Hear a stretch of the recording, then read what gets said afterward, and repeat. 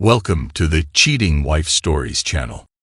Currently, I'm seething with anger, to the point where I can feel myself trembling.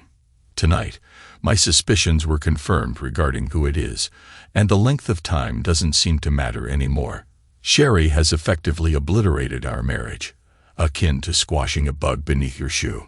Initially, I chastised myself for not seeing the signs earlier. Yet, after 8 years of marriage, betrayal isn't something you anticipate. The notion of drowning my sorrows in alcohol and confronting them crossed my mind, but why bother? My marriage is beyond salvage. He could probably overpower me physically, and with his connections, he could make my life a living hell, perhaps even more so than sleeping with my wife. So here I am, grappling with emotions that only someone who has experienced this level of betrayal can truly understand. I'm not interested in hearing empty platitudes like, "I've been through a divorce, I know what you're going through," or "I'm here for you if you need to talk."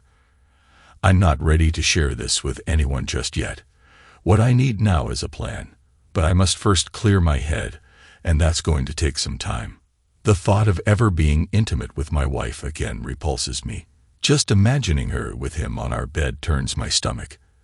At least she had the decency to carry out her affair in hotels, not in our own bed. So here I am, with a notepad in hand, contemplating my next move. If Sherry had possessed the stereotypical traits of a seductive woman, perhaps I would have been more vigilant, or at least attuned to potential signs. However, she doesn't fit the mold of a bombshell with a 36DD bust, long flowing blonde locks, or the statuesque allure of an Amazonian goddess. Don't misunderstand me. Sherry is attractive in her own right. Of average height, with short brown hair and a fit, lean physique. But compared to his wife, Sherry would rate no more than a 5, if that. So why is he engaging in extramarital affairs with my wife? Probably because he can. About 2 years ago, Sherry started working for Rogers Industries shortly after the birth of our son Nettie. While I earned enough to support us comfortably, she desired the lifestyle and possessions our friends seemed to possess. "Tony, if I work, it'll ease some of the financial pressure on you. You won't have to work overtime as much, and it would be wonderful to have you home more often," she reasoned with me. My parents have offered to help watch Nettie, so I could even work part-time. Her logic wasn't flawed, but I felt strongly that Nettie needed her at home for at least a few more months. Little did I suspect she was already exploring other options. We encountered Will Rogers at a charity auction, courtesy of tickets given to us by my boss, who detested such events. I saw it as an opportunity for a pleasant evening with my wife. As he entered the room with his wife on his arm, all eyes gravitated towards him.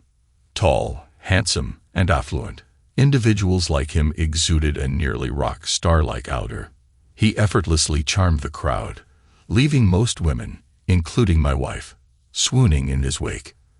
"That's Will Rogers and his wife, Chloe," my wife whispered to me. "He owns 3 companies in town, and his wife used to be a runway model. The dress she's wearing tonight probably costs more than my entire wardrobe," she added, her voice tinged with awe. "But they probably aren't nearly as happy as we are," I reassured her, planting a kiss on her cheek. "Yeah, right. Wouldn't it be nice to have that kind of money, even just for a little while?" she mused. At some point during the evening, we were introduced. I can't recall how we ended up discussing our professions or Sherry's desire to re-enter the workforce, but the topic slipped my mind until weeks later when Sherry brought it up again. Will flaunted his wealth that night by outbidding everyone for the top 5 items. When I jokingly called him a show-off, my wife shot me a disapproving glance, asserting that he was doing it for charity. I remained skeptical. It seemed more like a display of his ability to do as he pleased. Individuals like him often crave the spotlight. One thing I did notice was that his wife kept a watchful eye on him and every attractive woman in the room. It appeared she didn't entirely trust her husband, or so it seemed. Regardless, 3 weeks later, I returned home to the news that Sherry had secured a part-time job. And where else but at Rogers Industries? They just launched a new department, and even though it's only part-time for now, it's likely to evolve into a full-time role within 6 months. She informed me with evident delight. Isn't it wonderful? I wanted to respond with a resounding no, but I didn't want to dampen her enthusiasm, so I put on a smile and told her I was proud of her. How did you come to know about the opportunity? I inquired. My friend Batty works there, and Will asked her if she knew anyone seeking employment. She mentioned my name, and I emailed him my resume. I didn't want to say anything until I had the job secured. I had my interview last week and was offered the position the next day. Isn't it wonderful? She repeated, her excitement palpable. So, you'll be working directly under Will? I probed. He and I will be spearheading a new department, tasked with managing all the charitable endeavors of his corporation. That doesn't sound like a simple job, I remarked. Well, I'll be responsible for assessing all the charitable requests his companies receive and assisting in the selection of recipients for donations. It's quite a bit of responsibility, she explained. I'm sure you'll excel at it, dear. Perhaps we should go out to dinner to celebrate, I suggested. We don't have the funds right now, but soon, very soon, we will, she assured me. And so it began. From then on, it was all about Mr. Rogers this or Will that, and how virtuous a man he was. It nearly made me sick. Occasionally, she would have to accompany him on business trips to inspect various companies or locations, but they were never overnight. After all, we had Nettie to consider. Tony, I'll be out Tuesday night next week, she mentioned during dinner the following week. Will is considering donating a wing to a small hospital in Alabama. We'll tour the hospital and then attend dinner with their board that night. I'll be back in time Wednesday to pick up Nettie from my mom's house, she informed me. Why not just fly back after dinner? I assume you'll be using his private plane, I inquired. Mr. Rogers prefers not to rush the trip. Plus, if anything arises during dinner, we'll need to address it the following morning before leaving. It's just one night, she explained, flashing a reassuring smile. I wasn't entirely comfortable with the arrangement, but I trusted my wife. Will would have to be utterly foolish to make advances towards Sherry, considering what awaited him at home. I wished her a good time, and anticipated her return Wednesday night. I'll probably need some extra affection Monday night, so I won't feel too lonely Tuesday night when you're away, I joked, and she made sure to fulfill that request, providing me with a week's worth of affection. When she returned Wednesday night, she topped up my affection reserves, and I felt contentedly oblivious. Our marriage seemed as solid as ever, or so I thought. Life continued. We enjoyed extra financial stability, but Sherry's frequent out-of-town trips, about every other month, and the approaching holidays started to weigh on my mind.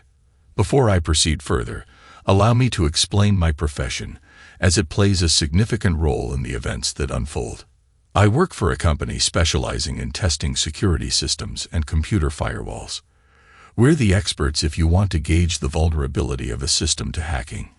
With my background in accounting and computers, I primarily work with banks. Typically, a board member commissions us to attempt to breach or disrupt a particular division's security. We simulate hacking into their systems, access specific accounts, essentially fabricating a white-collar crime. About 65% of the time, we succeed, and the bank usually hires us to rectify their vulnerabilities. The most exhilarating experience I've ever had occurred about 4 months ago. Armed with a counterfeit passport from Panama, I sauntered into a local Bank of America branch to open an account. Upon meeting with the bank president, he meticulously guided me through the premises, fully aware that I intended to deposit $20 million into his institution. Expressing concern over security, I probed him for details, and he obligingly divulged his bank's security measures in exhaustive detail. Assuring me of the bank's impregnability, he unwittingly ignited my passion for a challenge. Armed with all the necessary information for fund transfers, I pledged to execute the operation the following week. With my partner Jimmy by my side, it took us no more than 2 days to infiltrate and disrupt their computer systems. Siphoning funds from 4 random accounts, I consolidated them into the new account I'd established under my alias company name. I promptly informed our client of our success, providing a thorough breakdown of our methods. Needless to say, they were duly impressed and promptly enlisted our services to rectify their vulnerabilities. Though the bank president wasn't thrilled with the outcome, he managed to retain his position. Such exploits comprise my profession, and as I've mentioned, I excel at it. Over the past 6 years, I've assumed approximately 8 aliases, complete with meticulously forged supporting documents. To the untrained eye, roughly 95% of individuals inspecting the documents, they appeared indistinguishable from the genuine articles. These documents would prove invaluable in the times ahead. About 3 weeks before Christmas, armed with a shopping list, I embarked on a spree for presents. Buoyed by a generous bonus, I plan to splurge a little extra this year. Among the gifts, I purchased a new iPod for my wife, and upon passing Victoria's Secret, decided to indulge in something special for her, or rather, for us, from the store. With assistance, I selected 2 tantalizing outfits. My hands laden with presents, I made my way home. With Sherry occupied at work, I seized the opportunity to wrap most of the gifts and discreetly stow them away. Sherry had returned home earlier that morning from an overnight trip with Will, but hadn't yet found the time to unpack her suitcase. Since I had already finished my tasks, I figured I'd lend her a hand by putting away her belongings. Tossing her things onto the bed, I opened up the suitcase and began sorting through her items. As I sifted through the clothes, one particular piece caught my attention. It was impossible to forget. A fiery red ensemble with lace-trimmed crotchless panties. Even a man at death's door would remember that outfit. Besides this conspicuous garment, there was nothing else of note in the suitcase, so I carefully repacked everything and closed it up. If you've ever heard the term smoking gun, that outfit was mine.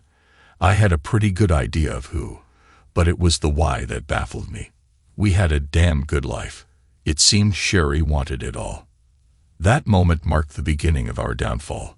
Had I not been the trusting husband I was, or if Sherry had bothered to tidy up upon her return, she might have gotten away with it, and I would have remained the oblivious, devoted spouse. That evening after dinner, Sherry expressed a desire to be intimate, but I managed to deflect her advances. I simply wasn't up for it, citing that I had a lot on my mind. A crusty pair of panties wasn't enough evidence for me. I needed something more substantial, not for my own sake, but to expose Mr. Rogers. Given my line of work, I reached out to a friend who had assisted our company in the past. It was a straightforward request. I needed him to keep an eye on Sherry while I was away on a business trip to Denver the following week. "Kevin, I need to know where she goes and who she's with," I explained. "I suspect she's cheating on me, but I need concrete proof." "Damn, Tony, I'm sorry to hear that. Don't worry, if anything's going on, I'll find out," he assured me. With my assistance, he bugged the house, her car, and even discreetly placed one in the lining of her purse. "Sherry, I should only be gone for 2 nights at most. I want to wrap up this project before Christmas, so we can enjoy the full 2-week holiday period together," I informed her. "Plus, while I'm away, you can use the time to shop for my Christmas present. After all the nights you've been away this year, it better be something good," I added, hoping to provoke a reaction from her. She simply looked at me in silence. On Wednesday, I boarded my flight to Denver and gave Kevin the go-ahead. With Jimmy already there, we managed to complete everything by 6:30 that evening. "Come on, Tony, let's grab a drink or 2 and have dinner. There's a fantastic seafood restaurant just 2 blocks down from the hotel, and the waitresses are quite easy on the eyes," Jimmy suggested. "Give me 20 minutes and pick me up out front," I instructed him. I called Sherry's cell to let her know I was going out for dinner and might turn in early, hoping to catch her off guard. "What are your plans for tonight?" I inquired. "All I want to do tonight is take a hot bath after I put Nettie to bed, and then I'll probably just read in bed," she replied. "Love you, Sherry said before ending the call, but I couldn't bring myself to reciprocate. That part of our relationship had withered away, leaving only regret in its wake. Dinner was enjoyable, and Jimmy was right about the waitresses. After one final drink at the hotel bar, I headed back up to my room, noticing the blinking message light on my phone. It simply read, "Call me." "Tony, your cell was off," Kevin began as soon as I answered. I left it off deliberately. I wanted to enjoy one more good meal before you called. "So, what have you found?" I inquired. "She got a sitter and had dinner with Will Rogers. Afterward, they went up to room number 312 at the Ramada Inn. I couldn't capture any inside pictures, but I have them entering the room, and I'll capture them leaving as well," Kevin explained. "I managed to record some audio, but I doubt you'll want to hear it. He only rented the room for one night, so I'll monitor their activities from your home tomorrow." "I'm sorry about this, Tony. There will be no charge for this," Kevin added solemnly. "She's going to regret ever crossing paths with that jerk," I muttered to myself, seething with anger. Now, I sit alone in my hotel room, plotting my revenge. Divorcing Sherry would be too straightforward. I need to strike where it hurts the most, and I know exactly how to do it. This Christmas will be one she'll never forget. By Thursday morning, I had my plan laid out. Most of it couldn't be executed until the 23rd, as everything would be shut down for the holidays. Armed with one of my counterfeit passports and my son's birth certificate, I booked airline tickets under my assumed identity. Opting for a circuitous route, I aimed to throw off any attempts to trace my whereabouts.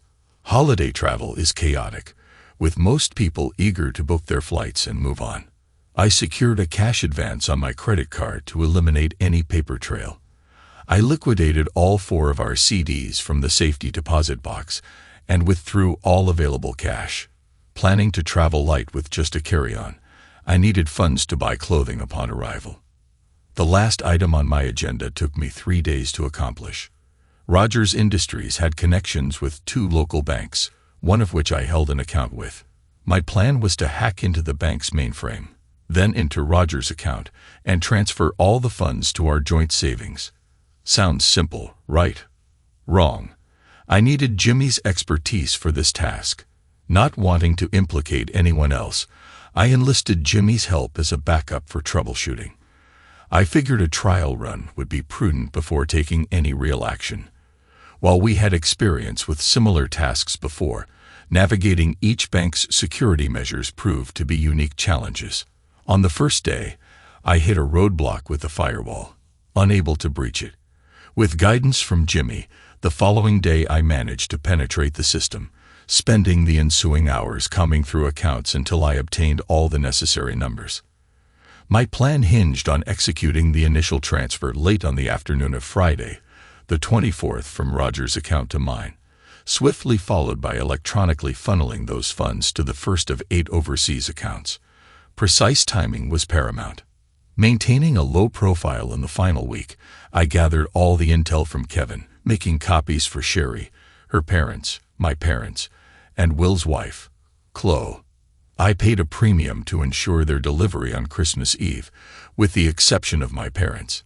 Nettie and I decorated the tree and arranged all the presents beneath it. Since discovering Sherry's affair with her insufferable boss, I had been as distant as an iceberg, knowing she must suspect my awareness of her betrayal by now.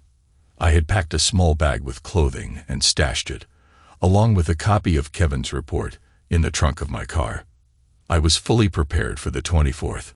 "Tony, you've been avoiding me all week. Are you okay? Is there something on your mind?" she queried, sensing the tension between us. It was time to set the trap. "Yes, Sherry, there is something I need to discuss with you, but I don't want to spoil Christmas for Nettie.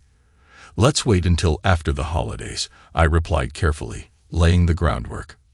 "Well, at least you and I could have a little fun tonight."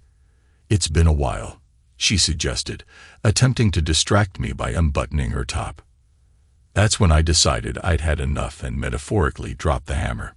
"What's the matter?" "We're too busy tonight. I retorted before pivoting and heading upstairs to the spare room. I closed and locked the door, then settled in to wait. There was a faint knock at the door, but I ignored it. "Tony, we need to talk. Please open the door, will you?" she pleaded.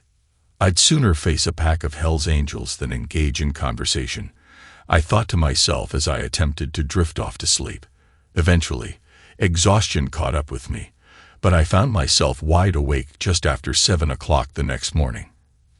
Dragging myself out of bed, I took a shower, shaved, and prepared for what promised to be a grueling day ahead. I craved coffee, lots of it, if I stood any chance of making it through the next 24 hours. By 9 o'clock, Nettie was up watching cartoons and Sherry shuffled towards the kitchen. Her eyes were red, evidence of a sleepless night. I had reached my limit of caring. I just needed to endure until 2 o'clock in the afternoon before kicking off the next phase. "How long have you known?" she finally inquired. "Does it really matter, Sherry?" I replied wearily. "I suppose not. Is there anything I can say?" she asked, her voice tinged with desperation. "What could you possibly say? That it was just sex, that you don't love him, only me, and that it was a terrible mistake. You could say all that and more, but it wouldn't make a difference to me anymore. I'm taking Nettie over to my parents this afternoon, and I don't want you to join us because you're no longer part of our family. I hope he was worth it, Sherry, but from where I stand, I doubt he was. Excuse me, I need to load up the gifts for my parents and get Nettie ready to go," I said, my tone laced with disdain. With the gifts packed in the car and Nettie dressed, I instructed him to give his mother a goodbye kiss. She remained oblivious to what lay ahead, and I had no intention of revealing my hand just yet. "When will you be back?" she asked tearfully. "When we return," I replied curtly. "Do you have plans to go somewhere?" "No, I'll be here when you get back," she murmured, her voice choked with sobs, as I closed the door behind us. "When's Sherry coming?" my mom inquired as we stepped inside. "Do you want the short version or the long one?" I replied as my dad took Nettie and headed towards the Christmas tree. "She's staying home because she's been having an affair with her boss for a while," I disclosed to my mom. Once the initial shock had subsided, I informed her that Nettie and I would be leaving for a while, and we'd be in touch once we settled down somewhere. "Mom, let's not dwell on it, and I won't have to deceive you," I urged her. "I'm going to make them pay for what they've done, each in their own way. So let's enjoy this afternoon together as a family, because I'm not sure when we'll have another chance." At 4 o'clock, I hacked into the system and initiated the transfer of the entire balance from Roger's bank account to our joint savings account with Sherry. By 6:30, Nettie and I were on the first of 3 planes heading out of the country. I can only imagine how many times Sherry tried calling my cell phone before realizing I wouldn't pick up. It was switched off and discarded in a dumpster 2 blocks from my parents' house. Just before boarding the next flight, I transferred the funds from our savings to the first overseas account. From there, it would be automatically distributed to 8 other accounts by early Christmas morning. I was going to bring joy to many children on Christmas morning. Glancing at my watch, I envisioned the surprised expressions on people's faces as my deliveries were made on Christmas Eve night. According to Kevin's evidence, Chloe reportedly kicked her husband so hard that he required medical attention to restore his assets. Sherry's parents were equally displeased with their gift, making it abundantly clear to Sherry how foolish she had been. By the time Sherry realized we weren't returning, she had received her package containing photos, audio recordings, and a letter from me.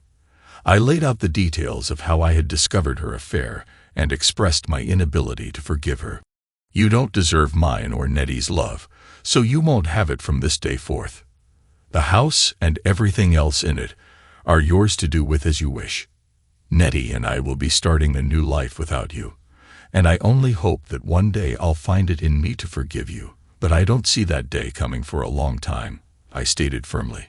"By the way, since you and your accomplice started your unholy union under the guise of donating money to good causes, I've decided to assist you both. The $1.2 million in their Bank of America account has been donated, in Rogers Industries' name, to 8 children's hospitals in developing countries. I've instructed them to formally express their gratitude to Rogers Industries 1 year from today. You can convey to your friend, Will, that I hope he enjoys everything, because you'll be the dearest mistress in his life. So have a Merry Christmas and a Happy New Year. I'd like to say that I'll see you around, but that won't be happening anytime soon. I'll keep Mom updated, so if you can stay on her good side, perhaps she'll pass them on. Finally, if you want a divorce, be my guest. I won't contest it. We arrived in Panama on Christmas morning. I had arranged in advance and rented a 2-bedroom condo just off downtown. I had managed to save enough from Rogers Industries' money to cover our expenses. Although the cost of living was relatively low here, I knew I would eventually need to find some form of employment. For the first couple of weeks, Nettie inquired about his mom, but eventually the questions ceased. I hired a live-in nanny at a nominal cost, and the 3 of us formed our own little family. Despite a modest budget, I launched my own software protection company. Initially avoiding the larger banks, my reputation flourished among the smaller independents, leading them to seek me out for assistance. 5 years after settling in, there was a knock on my condo door. I knew it had to be you when I heard about a new competitor starting up down here. Jimmy exclaimed with a laugh. Aren't you going to invite me in? We spent over 2 hours catching up before heading out to dinner. It turned out that Rogers Industries' board of directors was displeased with their charitable donations and ousted my friend Will as the company president. He nearly went bankrupt, covering the $1.2 million loss, along with his divorce from his wife, Chloe. Sherry was terminated after it was discovered that the funds had passed through her savings account. Although they attempted to press charges against her, she was eventually exonerated. As soon as I heard about the debacle, I had a hunch it was you. I figured you had skipped town, and when I heard about the new competition, I knew where to find you. Jimmy explained as he handed me a contract. The offer from the Home Office is to either buy you out or bring you in as the head of the new Southern Division. The salary is based on U.S. standards, so you could live like royalty down here with much less responsibility. Give it some thought. I'll be back at the end of the week. Jimmy stayed with me for 3 days. We indulged in food and drinks, and he even found some Latin ladies to his liking. I sent him back to the USA with a broad grin, a signed contract in his pocket, and a letter for Sherry along with some pictures. Dear Sherry, as you can see from the photos, our son is growing up rapidly. He attends a small private school here and has become fluent in Spanish, perhaps even better than English. He's currently learning Chinese since about 25% of the students are of Asian descent. His computer skills are exceptional, and by the time I retire, he'll be more than prepared to take over from me. He knows about our separation, but I've never told him the reasons behind it. He simply accepts the arrangement that he lives with me while you reside elsewhere. For obvious reasons, I couldn't disclose my whereabouts to anyone, and I understand that both our parents were upset after I left. Mom mentioned she forwarded everything I sent to you once she got over her anger, so at least you know how Nettie is doing. For what it's worth, I've forgiven you. My new partner believes I was carrying too much emotional baggage, and it was time to let go and move forward. It's a pity things turned out the way they did because you would have loved it down here. I don't plan on returning because Mom and Dad are considering getting a place here, at least for the winters, so there's nothing left for me up there. If you ever want to see Nettie, you'll need to come down here, at least for now. Mom never brings you up and I don't inquire, but I do hope you've managed to recover after losing your job. However, I can't help but smile knowing that we'll lost everything. Karma, I suppose. That's all I have to say. I hope you find someone you can be faithful to and move on with your life. As for me, I found someone very special. She treats Nettie like her own and brings joy to my life like you once did. We're not married yet, but it's on the horizon. Nettie will have a new sister in the spring, so it's time for me to take the plunge once again. You're welcome to write to Nettie if you wish. but this will be my final letter to you. Tony. Sherry struggled to read through the letter, her eyes damp with tears. In the aftermath, she cut ties with Will completely. Finding another job wasn't easy. The scandal had tainted her reputation, and opportunities were scarce. The men who showed interest were either not suitable or simply looking for a fling. She's currently seeing a salesman from out of town, but they're taking things slowly. Seeing Nettie looking well and content brought both relief and longing. Sherry yearned to see him, but finances had been tight since she lost the house in the wake of the housing market crash. She often found herself replaying the what-ifs, lamenting the choices that led her down this path. But dwelling on regrets offered no solace. All she had now were lessons learned and the hope for a brighter future. Thanks to everyone who took the time to listen to today's stories. If you enjoyed it, please consider liking and subscribing if you haven't already. Feel free to share your thoughts on the events in the comments below. Take care.